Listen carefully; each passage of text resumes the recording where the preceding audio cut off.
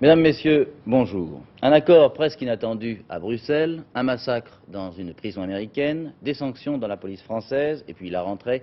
Voilà 4 titres d'une actualité assez chargée aujourd'hui. Commençons par la rentrée. Le plus dur est maintenant passé pour les 6 350 000 enfants du primaire et de la maternelle. Le premier contact est toujours difficile, après la longue trêve des vacances, bien sûr. Et il ne faut pas oublier que 80 000 jeunes Français ont appris pour la première fois ce matin ce qu'est une école. Un exemple, parmi des dizaines de milliers, l'établissement où Hervé Chavalier est allé observer cette rentrée.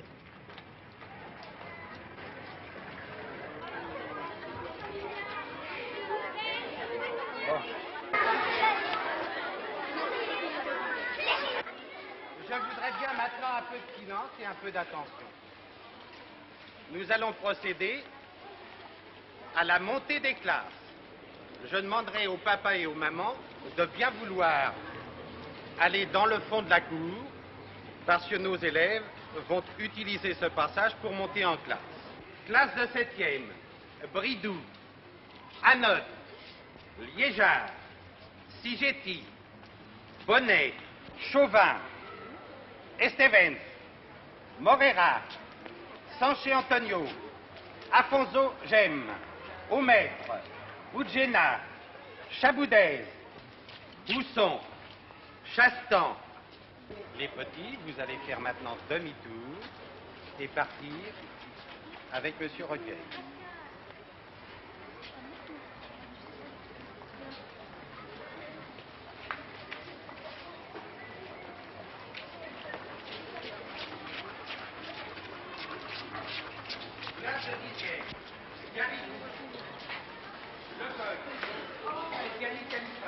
Vous venez de le voir, tout s'est à peu près bien passé pour cette rentrée dans l'école de garçons du 7e arrondissement de Paris. Il y a eu bien sûr, comme partout, quelques grincements de dents, quelques visages de parents inquiets, mais pour ce qui est de l'accueil proprement dit, il n'y a eu aucun problème. Il faut dire qu'hier, les instituteurs avaient pris la place des écoliers sur les bancs de l'école pour préparer la rentrée scolaire. Et je crois, monsieur le directeur, que cette pré-rentrée est véritablement très utile. Elle est très utile. Elle nous a permis d'aborder de nombreux problèmes et vous avez vu ce matin que la rentrée s'est effectuée dans d'excellentes conditions.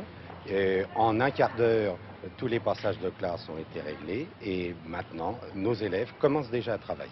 Vous discutez de quoi dans cette pré-rentrée avec les instituteurs? Nous discutons essentiellement de l'organisation pédagogique et de l'organisation matérielle de l'établissement. C'est-à-dire que vous répartissez les élèves? Les élèves sont répartis par classe. Nous procédons essentiellement à une concertation au point de vue pédagogique, de façon à coordonner les efforts de chacun. Il y a assez de place pour tout le monde, les locaux sont prêts? Il y a cette place pour tout le monde, mais malheureusement, il faut constater que cette année encore, nous allons commencer dans des conditions matérielles très difficiles. Les travaux qui étaient prévus depuis le mois de juillet n'ont commencé qu'au début du mois de septembre, si bien que vous avez vu que nous commençons dans des travaux de peinture, plomberie, couverture, etc.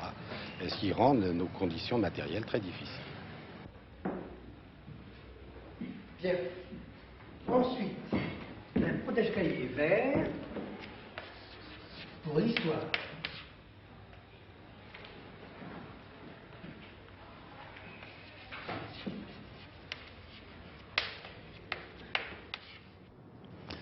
Vous savez que dans le primaire, le syndicat national des instituteurs a décidé de ne pas lancer d'ordre de grève. En revanche, cet ordre de grève est maintenu dans le secondaire par les syndicats d'enseignants, ordre de grève pour demain. Hier, M. Olivier Guichard a demandé à chaque enseignant de bien réfléchir avant de faire grève. Je ne comprends pas cette grève, a dit le ministre, elle est inutile, elle n'est justifiée que par je ne sais quel refus de dialogue. Et je cite toujours M. Guichard, la rentrée 71 marque une nouvelle étape dans l'amélioration des conditions de travail. Je sais qu'il existe encore dans le corps enseignant une inquiétude réelle qui tient à la difficulté d'enseigner à la jeunesse d'aujourd'hui, mais le découragement n'a jamais fait un éducateur et les enfants sont prompts à le détecter. En tout cas, quelles que soient les répercussions de l'ordre de grève lancé par les syndicats, l'accueil des enfants sera assuré demain dans les lycées et collèges. En bref, maintenant, le point sur les autres conflits sociaux. D'abord, Alain Cancès, plusieurs sanctions décidées par le ministre de l'Intérieur parmi les responsables des syndicats de police. Oui, M. Roger Lorel, qui est secrétaire général du syndicat national des policiers en tenue, est révoqué et 4 autres policiers sont mis à la retraite d'office. C'est donc la suite de l'affaire du Congrès d'Évian, où s'étaient réunis les représentants syndicaux d'un des principaux syndicats représentant les policiers en tenue des grandes villes.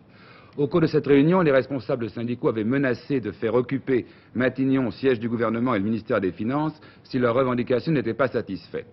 Le ministère de l'Intérieur avait aussitôt réagi en estimant inadmissible de tels propos dans la bouche de policiers. Il avait ordonné une enquête qui s'est terminée donc ce matin. Donc plutôt l'enquête se poursuit, mais dès ce matin, on a annoncé que des sanctions étaient déjà prises. Les policiers se plaignaient de leurs conditions de travail et de l'insuffisance de leur traitement. Le ministère de l'Intérieur, de son côté, fait valoir, lui, des avantages substantiels qui leur ont été accordés. Par les sanctions prises ce matin, le ministère de l'Intérieur veut sans nul doute montrer qu'il entend maintenir la discipline dans les rangs des policiers et les rappeler au respect de ce qu'il considère être leur plus élémentaire devoir. Voici d'ailleurs un extrait du communiqué publié tout à l'heure par le ministère de l'Intérieur. À la suite de la résolution du syndicat national des personnels en tenue, adoptée au cours du récent congrès à Évian et préconisant le recours à des actes illégaux ou de nature à troubler gravement l'ordre public, le ministère de l'Intérieur a pris des sanctions et suit l'énoncé des sanctions. Reste à savoir comment les responsables syndicaux vont réagir après ces sanctions. Pour l'instant, une première réaction de M. Monat, le secrétaire général de la Fédération nationale des syndicats de police. M. Monat se montre surpris par la dureté des sanctions. Je pense d'ailleurs que nous allons avoir dans quelques instants la lettre que M. Marcellin envoie aux policiers, une lettre dont nous allons avoir communication dans quelques instants. Continuons, les fonctionnaires maintenant, les 7 fédérations se sont réunies hier et estiment, disent-elles, que les dossiers de la progression du pouvoir d'achat ainsi que les problèmes du contentieux de la fonction publique ne sont pas réglés par les dernières décisions d'augmentation du gouvernement. Les cheminots, les salaires vont être augmentés de 2,5% à partir du 1er octobre, mais les syndicats estiment que c'est insuffisant et ils vont consulter leur base. Enfin, dans les affaires françaises, on peut ajouter l'élection hier de maître Richard Dupuis au fauteuil de grand maître de la Grande Loge de France, l'une des 2 familles maçonniques françaises avec le Grand Orient. C'est la 8e fois que maître Richard Dupuis occupe ces fonctions. Voyons maintenant Bruxelles, les problèmes monétaires. Première réflexion, finalement, la communauté européenne a la peau dure. Une nouvelle fois au bord de la crise vitale, les 6 sont parvenus à un accord qui reconstitue un front commun des 6 pour les prochaines négociations internationales. L'accord de Bruxelles peut être résumé ainsi. Les 6 estiment que le futur système monétaire devra être basé sur des taux de change fixes. Cette remise en ordre, et c'est le mot important, doit également concerner le dollar. Commentaire de Bruxelles de François-Henri de Virieux. L'accord que vous venez de résumer, Paul Lefebvre, et qui a été signé à 22 h hier soir dans l'immeuble que vous voyez ici, est important. Les 6, ces dernières semaines, avaient en effet donné l'impression d'agir un peu en ordre dispersé. Ils ont montré hier qu'ils avaient suffisamment de ressorts pour se mettre d'accord sur un texte commun pour proposer une réforme du système monétaire international qui sera d'ailleurs présentée dès demain à Londres au cours de la réunion du groupe des 10 pays les plus riches du monde. Il est important que l'Allemagne ait accepté sans enthousiasme bien sûr, mais accepté tout de même de faire un geste qui est un geste de résistance aux États-Unis. Bien sûr, le texte adopté est loin d'être une bombe. Bien sûr, pour le faire accepter par M. Schiller, il a fallu le dépouiller de tout ce qui aurait pu irriter les Américains. Mais M. Giscard d'Estaing semblait satisfait hier soir de ce qui apparaîtra bien comme une sorte de ralliement des 6 pays du marché commun aux thèses défendues par la France dès le 19 août. Monsieur le ministre, vous étiez satisfait ce matin du résultat de la surprise. Est-ce que ce soir, c'est un ministre des Finances satisfait de l'accord? Qui êtes-vous? Je veux savoir qui je parle. Information première. Ah, bon. Je crois que pour mesurer, si vous voulez, l'importance de l'accord, il faut imaginer ce qu'on aurait dit si nous avions abouti à un désaccord. Je crois qu'il est très important, devant les réunions internationales qui nous attendent et qui vont traiter de l'ensemble du problème monétaire mondial, que nous puissions nous présenter, non pas en ordre dispersé, mais en position commune sur un certain nombre de sujets importants. En même temps, dans le texte qui a été adopté, vous retrouverez un certain nombre d'idées ou de principes qui nous apparaissaient fondamentaux. Premier principe, celui de la fixité des taux de change. Il est dit que le système monétaire mondial, tel qu'il devrait être réorganisé, devrait reposer sur la fixité des taux de change. Une deuxième idée qui répond, vous le savez, à nos vues, c'est que s'il doit y avoir un réalignement des parités, des différentes monnaies, compte tenu de leur situation particulière, ce réalignement doit concerner l'ensemble des monnaies, y compris le dollar, et ne peut pas se limiter aux monnaies extérieures aux États-Unis d'Amérique. En même temps, il est précisé que ce réalignement, qui ne veut pas dire naturellement réévaluation, qui veut dire réévaluation pour les uns, dévaluation peut-être pour d'autres, stabilité pour les troisièmes, que ce réalignement doit tenir compte de la situation économique actuelle des pays considérés. Vous savez que pour la France, la situation économique est une situation d'équilibre et donc ça fournit une indication sur ce que sera, bien entendu, notre attitude monétaire en ce qui concerne le franc.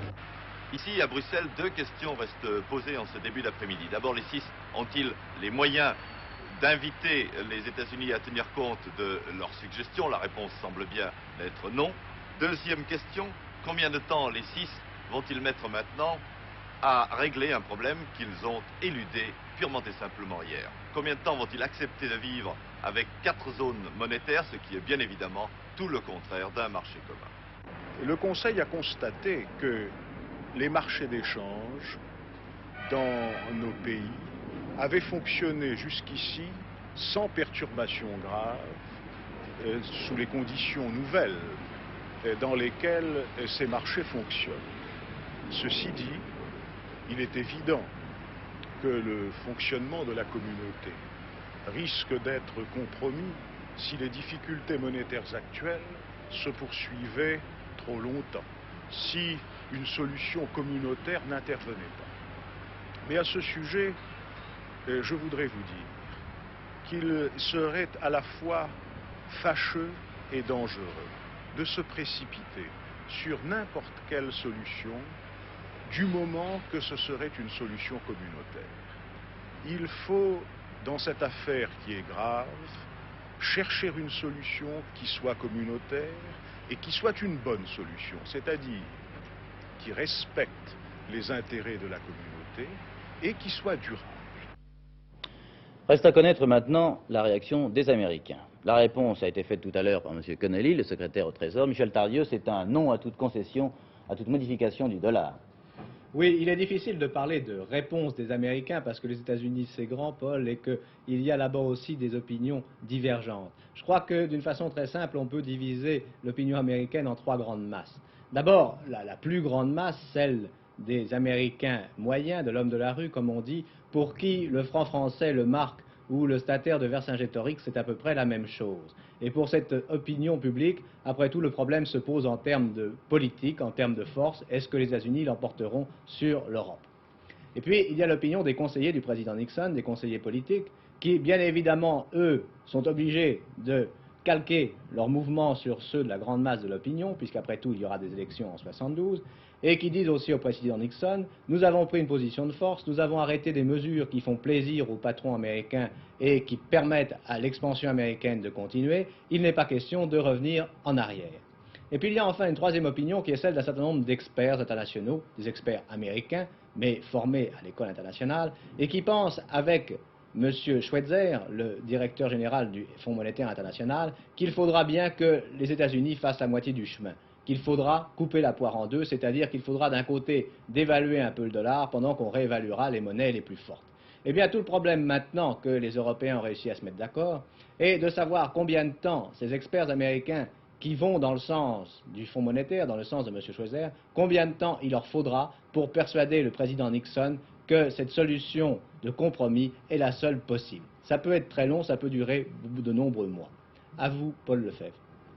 Bien sûr, donc, la négociation n'est pas terminée. Demain et après-demain, à Londres, il va y avoir un face-à-face entre Américains et Européens dans le cadre du club des 10 pays les plus riches du monde. Et puis aussi, surtout, lundi, de nouveau à Bruxelles, réunion des ministres, disons, politiques des 6, les ministres des Affaires étrangères, qui feront en quelque sorte le bilan de la semaine de ces négociations financières. Je vous signale d'ailleurs que Télémidi vous présentera l'édition spéciale à Bruxelles, une édition consacrée bien entendu aux problèmes monétaires. L'étranger maintenant, non, je viens de recevoir une communication, des extraits de la lettre que M. Marcellin envoie au personnel de police, en voici quelques extraits. J'entends maintenir la concertation, dit le ministre de l'Intérieur, que j'ai engagée avec les représentants des personnels, et c'est dans cet esprit que seront examinés notamment tous les problèmes inhérents aux conditions de travail des personnels. Or, en dépit du dialogue amorcé, dit le ministre, et sans tenir compte des avantages substantiels qui ont été accordés, un syndicat a cru devoir prendre des positions d'autant plus inadmissibles qu'elles sont le fait de fonctionnaires chargés de veiller au respect de la loi et à la sauvegarde des personnes et des biens.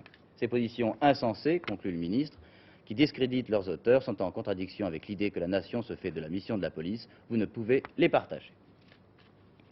L'étranger maintenant, finalement, la mutinerie de la prison d'Attica, près de New York, a fait 37 morts, dont 9 gardiens égorgés par les détenus. Ce matin, beaucoup de journaux américains se demandent s'il n'y avait pas un moyen d'éviter ce véritable massacre. Stéphane Paoli.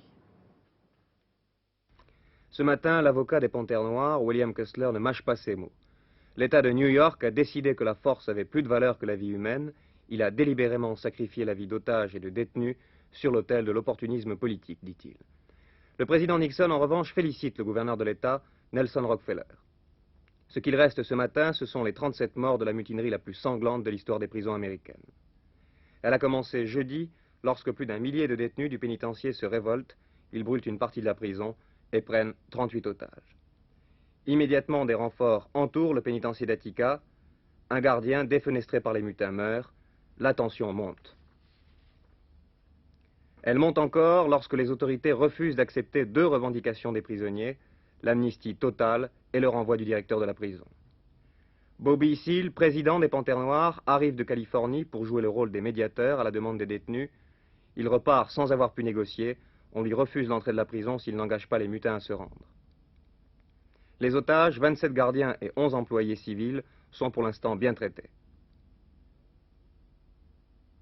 Dehors, de l'autre côté des murs, l'on attend les familles des prisonniers avec des banderoles. Les forces de l'ordre sont exaspérées par des jours d'attente. On le verra au moment de l'attaque de la prison. Un policier dit lui-même que tous ceux qui résistaient étaient tués. L'assaut donc est donné à 9h45 hier soir. Un hélicoptère décolle et lance sur la prison des grenades lacrymogènes. Les forces de police entrent dans la prison. On connaît la suite. Tout est fini à 1h30 du matin. Encore que l'on puisse se demander quelles vont être les conséquences de ce drame sur le plan des relations raciales et pas seulement dans les prisons. Un espion vient d'être arrêté en France. Cet homme s'appelle Dimitri Volokov. Il a 39 ans. C'est un Français né de parents russes, ingénieur dans une société travaillant pour la recherche atomique. Il a avoué transmettre depuis 10 ans des renseignements à l'Union soviétique. La France vient d'avertir officiellement l'Organisation mondiale de la santé que 2 cas isolés de choléra ont été identifiés, l'un à Toulouse, un homme, l'autre à Hendaye, une femme. Ils sont tous les 2 en voie de guérison et les familles ne présentent aucun symptôme suspect. Ange Simon-Pierry est gardé par des gendarmes à l'hôpital d'Ajaccio. Ange Simon-Pierry est soupçonné d'être l'un des chefs des réseaux de trafiquants de drogue en France. Soupçonné depuis longtemps, il semble que le juge Roussel ait maintenant en main plus que des soupçons, car il a délivré un mandat d'amener. Ange Simon-Pierry proteste de son innocence. À Munich, le procureur général a reçu la délégation de résistants français venus protester contre la clôture du dossier de Klaus Barbie, celui qu'on appelle le bourreau de Lyon, où il était chef de la Gestapo pendant la guerre, le tortionnaire de Jean Moulin, que voici. Le procureur général a fait savoir à la délégation que le dossier doit être ouvert de nouveau si des témoignages ou des éléments nouveaux étaient fournis. Comme Klaus Barbie vit probablement en Amérique du Sud, il faudrait donc réclamer son extradition. Enfin, je vous signale que M. Pierre Deleuze a été réélu président du conseil d'administration de l'ORTF. L'espace maintenant. Une fois de plus, la question se pose de savoir s'il existe dans notre univers des êtres vivants. Un certain nombre de savants, dont plusieurs prix Nobel, sont actuellement réunis en Arménie et viennent en somme, François Closet, de proposer un plan de recherche.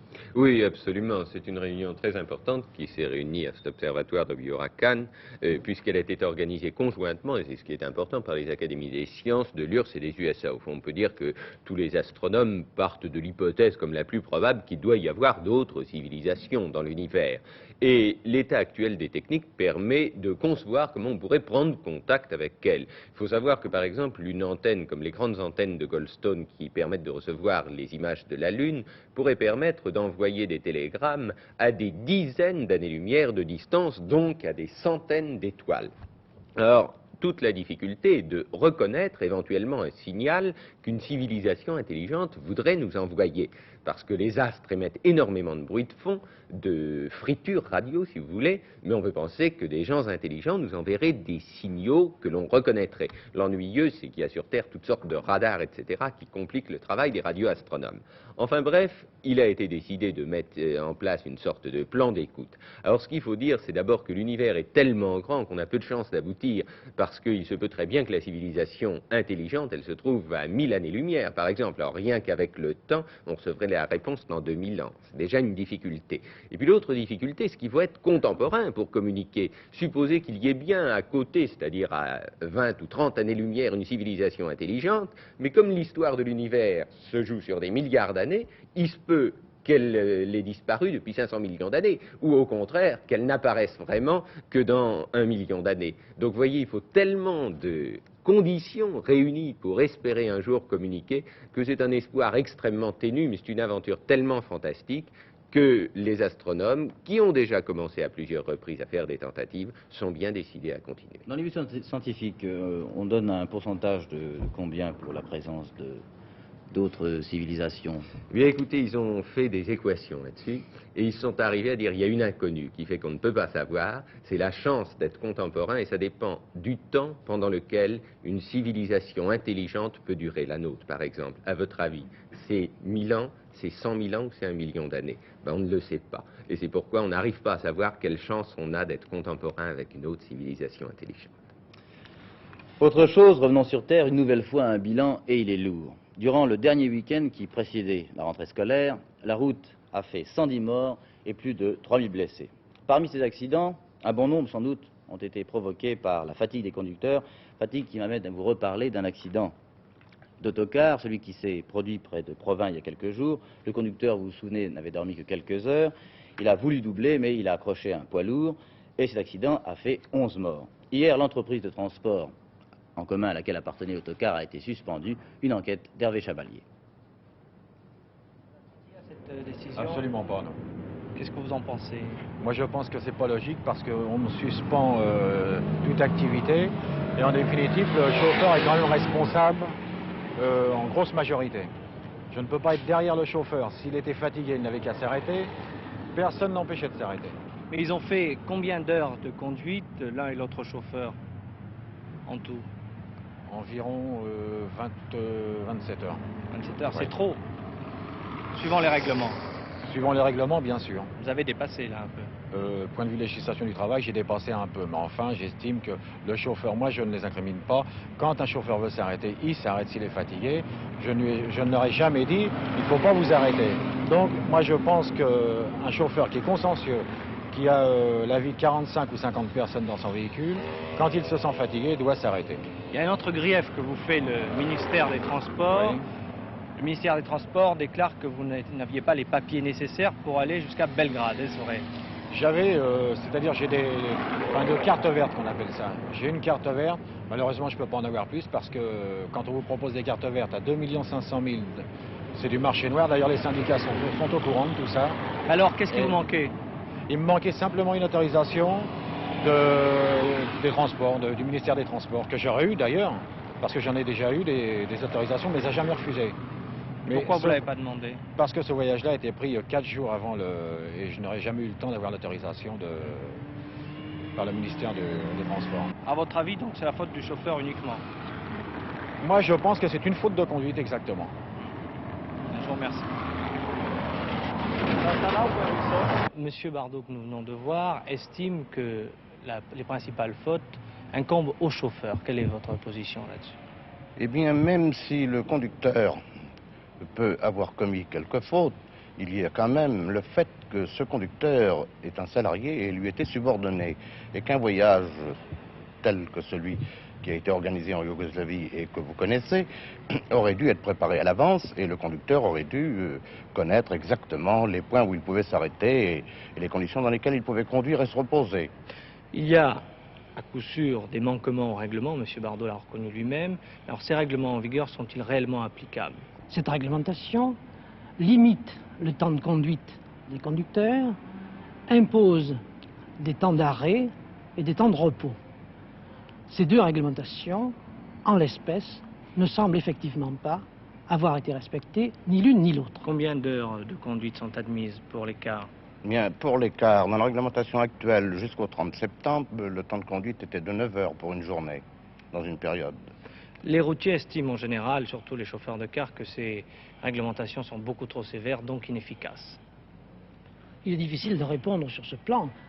Néanmoins, je répète qu'il s'agit d'une réglementation qui a été adoptée à l'échelle de l'Europe et dont l'application semble s'imposer. Justement, les petits transporteurs disent, si nous respectons à la lettre cette réglementation, nous ne sommes plus rentables. Ah, voilà le grand mot lâché, semble-t-il. Rentabilité.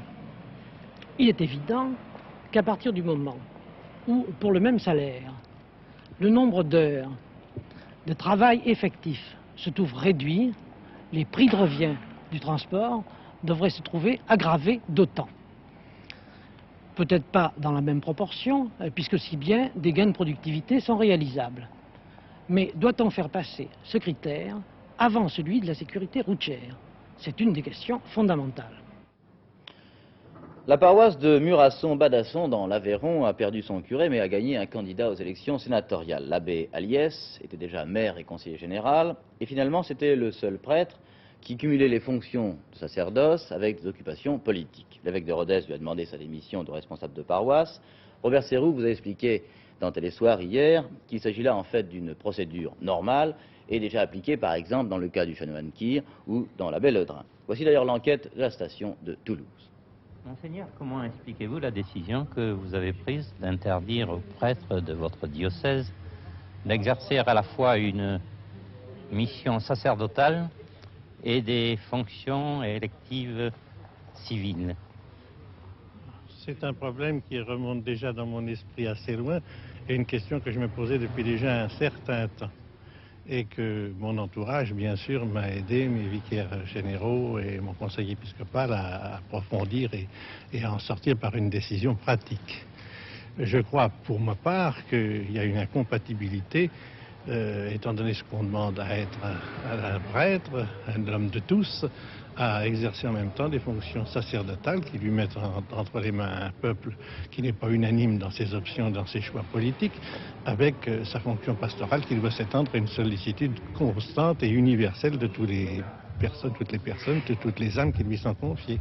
Monseigneur, l'évêque de Rodez, Monseigneur Ménard, que je vénère, m'a demandé de démissionner de mes fonctions de curé de la paroisse de Murasson et de curé de la paroisse de Badassou, parce qu'il pensait que ces fonctions ecclésiastiques étaient incompatibles avec des fonctions électives, puisque je dois me présenter aux élections sénatoriales du 26 septembre. C'est ça le fond du problème. Oui. Alors, j'ai réfléchi, bien sûr, pendant quelques jours, j'ai pris conseil également, et je crois être dans une certaine ligne que je considère comme valable, puisque j'ai déjà été pendant 6 ans maire et curé à la fois de la commune et de la paroisse de Murasson pendant 6 ans, et je ne me suis pas aperçu qu'il y ait incompatibilité dans mes fonctions. Je suis également actuellement maire du chef-lieu du canton, maire de Belmont, où je suis né, et jusqu'à maintenant aussi, je ne me suis pas aperçu que mes fonctions ecclésiastiques ne correspondent pas avec mes fonctions municipales. Vous êtes conseiller général. Je suis aussi conseiller général du canton et président du syndicat intercommunal à vocation multiple qui regroupe les 6 communes du canton. Et jusqu'à maintenant, je me permets de répéter qu'il n'y a pas eu du tout incompatibilité. Le prêtre, avant tout, je pense, a d'abord une mission spirituelle. Je crois. D'ailleurs, je pense que je suis avant tout prêtre. D'ailleurs, quand j'étais ordonné prêtre, je l'étais pour toujours, sacerdoce in aeternum. Et je crois que je ne dois pas l'oublier. Et dans tous mes actes, dans toutes mes fonctions, je dois me rappeler que je suis prêtre. Donc ça m'engage au point de vue impartialité, au point de vue loyauté, à tout point de vue. Et je dois vous dire que ça, c'est dans ma conscience, et pour rien au monde, je ne renierai ma vocation de prêtre. Troisième volet de cette information générale, près de Bordeaux, un cordon de CRS entoure toujours le supermarché de Lormont. Il s'agit, vous le savez, d'un conflit entre la municipalité et le propriétaire. Le conseil municipal avait refusé la construction et l'ouverture de ce supermarché pour des raisons de sécurité. Le propriétaire a tout de même construit. Le problème est qu'une centaine de personnes ont été engagées pour travailler dans ce supermarché. Ces gens que voici réclament du travail, mais le conseil municipal maintient sa décision. Pour éviter les incidents, appel a donc été fait aux policiers qui empêchent les gens d'entrer et les scellés ont été posés sur les portes du supermarché. Ce soir, le propriétaire a l'intention de tenir une conférence de presse pour exposer son point de vue. Les sports maintenant, Jean-Michel Leliot, d'abord le football. Oui, le football avec un jour d'avance peut-être parce que les grandes rencontres de football sur le plan européen auront lieu demain. Vous savez que 3 clubs français doivent jouer contre des étrangers. Tout d'abord Saint-Étienne contre Cologne, et puis Nantes contre Porto dans le cadre de la compétition de l'UFA, et puis Marseille contre Gornik. Mais nous en parlons d'ores et déjà aujourd'hui. Pourquoi? Parce qu'il y a une rencontre importante, c'est Nîmes qui est opposé au Portugal à Setúbal ce soir. Et Setúbal compte notamment sur une dernière recrue, c'est Torres, un joueur que les fanatiques de football connaissent bien. Il était avec Eusebio en 66 dans la Coupe du Monde. Donc rencontre importante pour les Nîmois, emmenés par Firoud. Ce sera le début d'ailleurs de ces compétitions européennes qui vont nous occuper maintenant pendant tout l'hiver, en espérant évidemment, c'est un souhait, que les équipes françaises aillent très loin dans ces 3 compétitions, l'UFA, la Coupe des clubs champions et la Coupe des vainqueurs de coupe. Le basket maintenant. Le basket, ça va un peu moins bien qu'en football, on peut le dire. Enfin, le football, on le saura demain sur le plan européen. Mais disons que l'Espagne a été battue 3 fois à Essen dans le cadre des championnats d'Europe, vous le savez. D'abord par l'Espagne de 23 points, puis par la Roumanie d'un petit point, et par la Pologne de 26 points dernièrement. Et ce soir, c'est le colosse russe que les Français affrontent à Essen. Donc on se demande quel va être l'écart de points entre l'équipe de France et l'équipe soviétique. Le tout aussi est de savoir ce que vont penser les responsables fédéraux du basket français et s'ils vont essayer de remanier quelque chose avant les Jeux Olympiques. Le rugby maintenant. Le rugby, j'aimerais auparavant vous donner un petit résultat de boxe. Ken Buchanan, petit d'ailleurs, façon de parler. Si l'on parle des poids, oui, il s'agit des poids légers, 60 kilos. Ken Buchanan, le champion du monde, a conservé hier soir son titre devant 15 000 personnes au Madison Square Garden contre Ismaël Laguna, le Panaméen. Il faut dire aussi que c'était la plus forte bourse, on les donne en général ces grosses bourses aux poids lourds, et bien la plus forte bourse offerte aux poids légers, elle atteignait plus de 50 millions de nos anciens francs. En ce qui concerne le Béziers, le rugby, donc, nous allons, dans le cadre de Télémidi, vous présenter les grandes équipes du championnat. Et l'une de ces grandes équipes, évidemment, c'est celle qui l'an dernier a remporté le titre, c'est Béziers, aujourd'hui présentée par notre station de Montpellier. Ce match a eu lieu jeudi 2 septembre au Stadium de Toulouse. Il vous en dira long sur la forme actuelle de Béziers. Cantoni, toujours lui, mystifie les Palois, relance son 3 carrel qui va aplatir. C'était l'un des 6 essais réussis ce soir-là par Béziers, 6 dont 3 transformés par Cabrol. Le capitaine Astre réussit quant à lui un essai et à la sortie de cette mêlée, un drop à la 72e minute. Il s'agissait du bouclier d'automne pour lequel Béziers battit Pau 36-3. Béziers, l'équipe vedette de l'an dernier, arrive semble-t-il en forme au bon moment. Encore c'est le début de saison, enfin, on a commencé déjà depuis le début août, depuis le 1er août. On n'est pas à notre forme optimum. Alors cette équipe dont on a tant vanté les mérites la saison dernière, est-ce qu'elle est modifiée? Non, sensiblement non, elle n'est pas modifiée. Il n'y a pas de raison d'ailleurs qu'elle soit modifiée, puisque les 15, les gars qui ont été, qui sont arrivés à faire cette équipe championne de France sont restés. Sont donc les mêmes, et ils sont animés, je pense, des mêmes intentions. Par conséquent, il n'y avait pas lieu de la changer, on continuera avec les mêmes.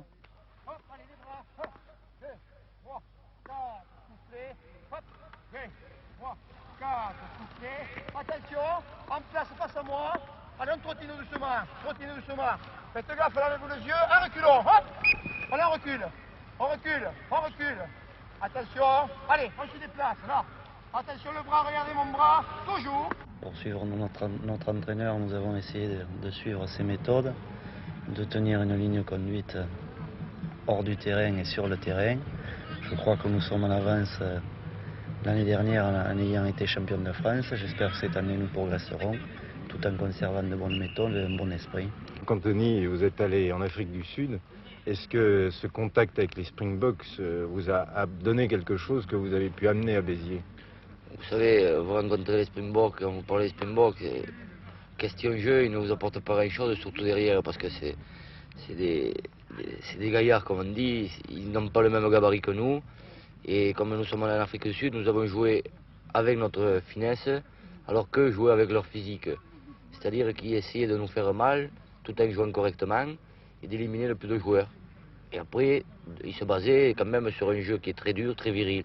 Alors qu'en France, on ne peut pas faire ce jeu puisque nous ne sommes pas assez costauds physiquement. Chez eux, le plus petit fait 80 kilos. Alors que chez nous, le plus gaillard fait 80 kilos derrière. Alors, vous savez, c'est difficile d'employer leur méthode. Eux emploient une méthode directe, nous ne pouvons pas, quoi. Dans votre poule, qu'est-ce que ça va donner pour vous cette année? Est-ce une poule difficile?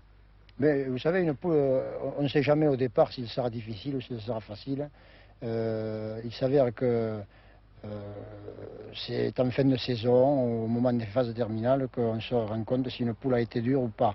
Encore, encore, encore, encore. Hop, hop, hop. Très bien. Hop, hop, hop, hop, hop, hop, hop. Allez, allez, allez, allez, allez, allez. Ne nous ouvrons pas. En avant. Hop. En avant toutes. Encore un coup. Demi-tour au bout. Allez. C'est toujours à peu près les mêmes équipes qui arrivent, disons, au quart de finale au-dessus du panier. À une ou deux exceptions près, il y a toujours des surprises. On ne peut pas savoir à l'avance quelle équipe gagnera tel match ou tel match parce que moi je n'ai jamais joué. Mais enfin, il y a déjà des bonnes équipes comme Agen, comme Dax, comme le Stade Toulousain, Narbonne, tout un tas d'équipes qui sont sur un match ou même sur plusieurs matchs capables de nous battre autant que nous pouvons les battre. Je crois que pendant cette saison, il faudrait tenir le standing et que nous le tiendrons et espérer le tenir pendant quelques années encore. Ouais. L'aviation maintenant, voici les images du championnat de France de voltige aérienne, la coupe Marcel Doré à Amiens.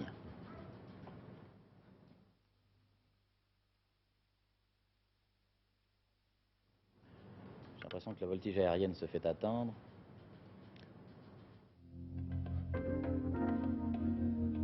La Coupe Marcel Doré, qui constitue tous les ans le championnat de France de voltige aérienne, nous a valu sur le terrain d'Amiens-Glizy un véritable festival de looping et de rétablissement. Une innovation cette année, les pilotes avaient reçu l'autorisation de choisir leurs appareils et généralement le Stamp s'est effacé au profit du Zlin, un avion typiquement tchécoslovaque, et du Cap 20, un appareil français. La finale de la Coupe Marcel Doré regroupait 5 pilotes, mais avant d'en arriver là, il avait fallu s'illustrer dans les imposés et surtout dans les figures libres. À l'issue de ces deux épreuves, c'est Dousson de l'aéroclub de Salon de Provence qui venait en tête devant Pinot et Pisina. Le titre allait donc se jouer dans la dernière manche, incontestablement la plus difficile. Dans l'imposé inconnu, chaque pilote annonce 2 figures. Le jury se charge ensuite de fournir des liaisons et surtout de composer un ensemble cohérent. Les pilotes ne sont donc absolument pas préparés à cet enchaînement. Voici ce que l'on appelle un tonneau à facettes. C'est une des figures les plus difficiles.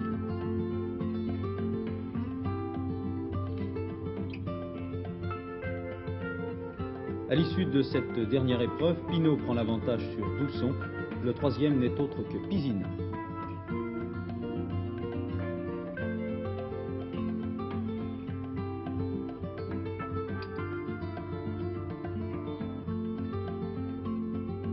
Voici le vainqueur, Pinot, de l'aéroclub de la Snecma. Je vous signale tout de suite que nous ne pourrons pas vous diffuser Hebdo Affaires, le magazine du mardi, en raison de difficultés techniques. Veuillez nous pardonner. Maintenant, Michel Tardieu, quelles répercussions la crise monétaire a-t-elle sur la bourse encore aujourd'hui? Bien, elles ne sont pas très bonnes, Paul. La bourse s'effrite parce que, après tout, la plupart des opérateurs se disent que si les positions de l'Europe et des États-Unis se durcissent, il risque d'y avoir affrontement commercial, il risque d'y avoir recrudescence de la concurrence, et avant la réunion des experts des 10 demain à Londres, eh bien, les boursiers prennent une attitude très réservée, et finalement, c'est plutôt de la baisse, et en tout cas, un effritement quasi général des valeurs françaises. Vous allez le voir tout de suite, d'ailleurs, en regardant les cours. Vous voyez que les banques sont presque toutes en baisse. Aux étrangères, il y a quelques irrégularités, certaines valeurs montent. Vous avez vu Bayer aux Allemandes. Vous voyez, les valeurs étrangères sont peut-être un peu plus irrégulières que les valeurs françaises. General Motors est en hausse. Les valeurs anglaises se portent un petit peu mieux. On a appris que la balance commerciale anglaise s'améliorerait nettement. et cela s'est répercuté un petit peu sur la bourse. Et d'autre part, le rapport de la Banque d'Angleterre sur l'avenir de l'économie anglaise est tout à fait optimiste, et ce qui fait qu'il y a une certaine détente de ce côté-là. D'autres baisses au hasard, vous voyez que les pétroles sont notamment assez mal traités. Roussel-Uclaf est en baisse. À signaler en ce qui concerne les produits pharmaceutiques qu'une étude de la République fédérale d'Allemagne signale que les produits pharmaceutiques, que la vente de produits pharmaceutiques à l'étranger se ralentit actuellement. Mais je crois qu'on peut continuer à montrer des cours, ceux-ci ont été vus. Oui, et évidemment, si l'Allemagne, qui est le premier exportateur de produits pharmaceutiques, voit ses exportations baisser, c'est que le marché se durcit pour tout le monde. RTZ est en légère baisse aussi, de perdre 30 centimes, je crois. RTZ qui est en train de regrouper certaines activités de ses filiales dans le domaine du plomb et du zinc. D'autres baisses, le Crédit du Nord. D'ailleurs, vous avez vu que la plupart des banques sont en baisse, aussi bien celles qui sont concernées par l'accord Banque de Paris, Suez, CIC. Vous avez vu que la Banque de Paris, comme le Suez, se repliait. Sur le marché de l'or, en revanche, on était plus actif que les jours précédents. On a monté à Londres, on monte aussi à Paris, et le volume de transactions a nettement augmenté parce que, après tout, la perspective d'une dévaluation du dollar par rapport à l'or se précisant, puisqu'aussi bien l'argument de certains Américains comme quoi ce serait une prime aux spéculateurs sur l'or ne joue plus, puisque si le dollar dévaluait de 7 ou 8%, eh bien, il serait encore en dessous des cours de l'or actuels. Autrement dit, les spéculateurs ont pris de l'avance par rapport à ce que pourraient faire les Américains si jamais ils dévaluaient le dollar. Le Pinet à 170,50 gagne 50 centimes. Ici, la Bourse de Paris, à vous Paul Lefebvre. Merci, voici, c'était l'essentiel des informations de cette matinée. Merci de votre attention. Bonne journée.